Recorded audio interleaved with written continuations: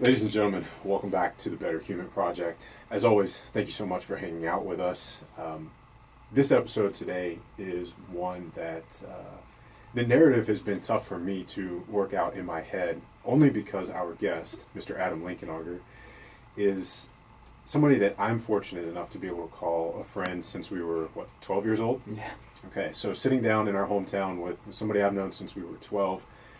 We grew up together, middle school, high school, actually went to Clemson together. We were college roommates for a few years. Adam was a high jumper at Clemson, won the ACCs 7 times. At least when we left school, he was the most decorated athlete in ACC history. Is that still the case? I haven't heard otherwise. I still have a few people saying that. Okay. I've never really thought of myself as that personally, but I looked at it competition to competition and winning, and you know me, I don't even have my medals anymore, or at least Right. I don't know where they're at. So yeah, that's what I hear. All right. Well, we're gonna dig into that mindset and some of the success there, but the rest of that bio includes some incredibly successful business ventures. The first one was Freak Athletics, which then became I Love Basketball, which is now the largest basketball training, what do you want to call it? It's community on the internet. Community and company in the world. Okay.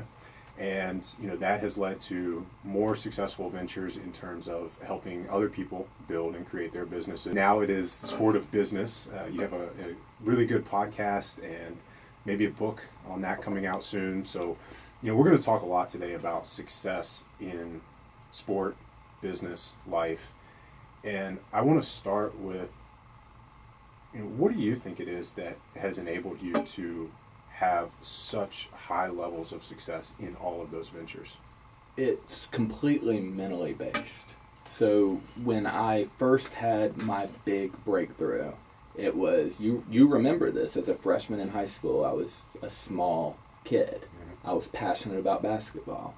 As a freshman, other players and the varsity players would actually make fun of me because I would tell them, "Hey, I'm going to dunk. I'm going to dunk." And when we say small, even at your full height now, you're 5'10". Correct. Yeah, exactly. So freshman in high school, we were talking about this a little while ago. You were maybe 5 foot, maybe 5'2". Mm-hmm. So I mean, when I was making these claims that, hey, you're wrong, I'm going to dunk, I was 5'2" and couldn't touch the net. And as a matter of fact, I went out and we'll talk more about track, but I went out for the track team. And track's a sport that anyone can do, right? Well, when I went out, I wanted to be a high jumper, and they said no. I was a good, relatively good mile runner in middle school, and they told me, hey, no, you can't high jump, you've got to run the mile. So I didn't even join the team. I just said, no, absolutely not. But long story short, fast forward only 12 to maybe 14 months, and I was dunking a ball as a sophomore. I remember that because I remember being at your house and going out on that concrete slab where the basketball goal was, and we had those, started with tennis balls and then little basketballs and, girls balls and then guys balls, and just out there for hours and hours playing around and working on things. And my mentality, it shifted at that point when I was able to accomplish something that so many people thought wasn't possible. But what really, and I didn't learn this until later when I became more educated with sports and training and athletic movements, I was doing everything wrong. But in my mind, every single rep, every single jump was making me closer to my goal. I was getting closer to my goal. And mentally, even though I found out later I was doing everything wrong, the fact I didn't know that pushed me towards my goal. And that's a big part of the way I look at business today. So where do you think your work ethic comes from? It comes from my family, dairy farming family. We didn't have allowances. We had expectation. Being part of the family I grew up in, you were expected to work in the morning. You were expected to work after school. You were expected to work during the weekend 7 days a week. So while most athletes at the high school level are training before school, after school, I didn't really have that luxury because I had to be out on the farm before school and then out on the farm after school. So when I trained, it was usually late at night or very early in the morning. And probably something that you looked forward to more than say, maybe the average middle schooler or high schooler who sometimes looks at practice as an obligation or something that they have to go do instead of something that you want to go do. Dude, yeah, like conditioning workouts in basketball were a break from being out, and you remember this, being out in 90-degree sun lifting hay bales. Yeah. That's what hard was to me at 16 years old, not running and touching lines in the basketball court. So you've got 21 success principles coming out.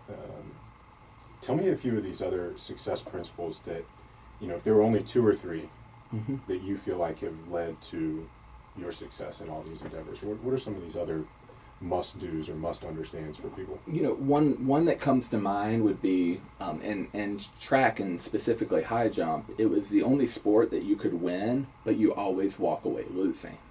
Meaning you would jump and you'd say, if I cleared 7 foot and won the meet, then you wouldn't be finished. They would ask you, hey, what do you want to attempt next? So every meet except one specifically, I always walked away a loser. And that one meet was one that I just stopped. And there was reason behind that with, we could get into that if we want. But really, knowing that within business, if I push myself to always a losing level, then I know I have room to grow. Where I think a lot of us tend to settle. And we reach a point, we settle, we feel comfortable. Where I always want to walk away from every attempt or every project I do a loser in some sense, because then I know where I can grow. So that would be one. 2 is proper training. I believe in training every single day. And I'm not saying physical training. I'm talking about in sport, you can watch film. In sport, you can go through footage and watch your mistakes. In business, it may be reading a few pages of a book on a Saturday morning. What can you do every single day that it doesn't have to be 8 hours, 10 hours, 12 hours a day? You don't have to have that hustle mindset that seems to be so popular today. But I need to touch my business every single day. So that was number 2. Number 3 is my team. I had to surround myself in college around people who were better at me at their specific craft. So I might have been the best high jumper at Clemson at the time I was there, but I wasn't the best long jumper, triple jumper, mile runner. I was surrounded by the elite. And I could see them outperforming their event, and I could correlate that to how I was doing in mine. So I think that's an important thing to elaborate on, because I think a lot of people could look at that and say, all right, well, those guys aren't high jumping. How does being around them make you a better high jumper? Sure, it's competition. It is being the best of the best, because we were still playing the same sport.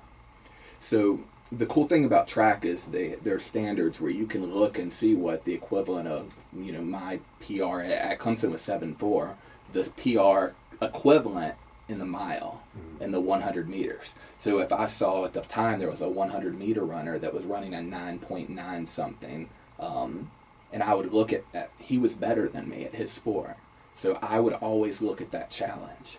And, there are ways that we can look at any business. I don't have to just show revenue to revenue. I look at social numbers. I look at community strength. Right. And or like market share. Market share, right. Exactly. There are ways that you can find that correlation to your business and where I then can be competitive, which, again, I think that's a missing element for a lot of business owners. It is a competition. And if you're not winning, someone else is taking your share. So talk a little bit about that, because I think that's something that is maybe talked about both ways, but I think maybe more often than not as not a competition. It's, focus on you and focus on yourself. I mean, how do you balance that, focusing on, what you and your team need to do?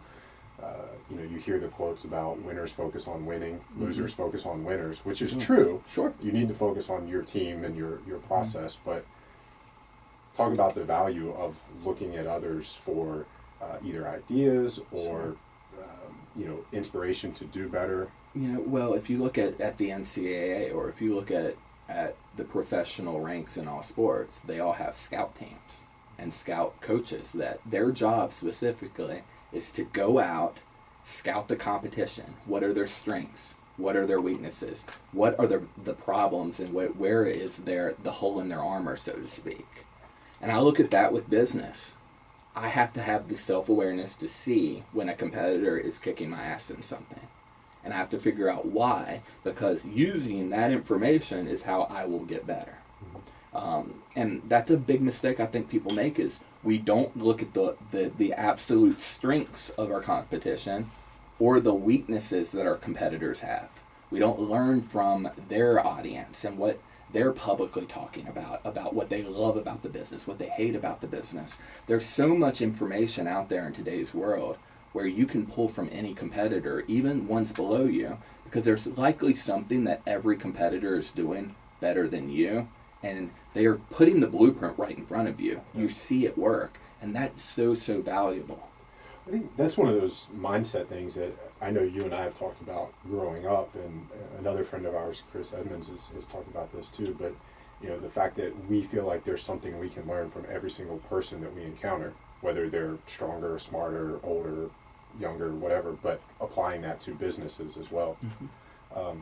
So this is something, you're mentioning this competition and business, and I love listening to the way you talk about business and sports on your podcast. And one of the things that I've been thinking about as I listen to that is one of the reasons that I love working with former athletes who are now entrepreneurs and gravitate towards athletes and even people in the military and military careers is that the things that are required for success in life and business are usually the same things that are required for success in either sport or military endeavors, right? So, you've got to create opportunities and execute.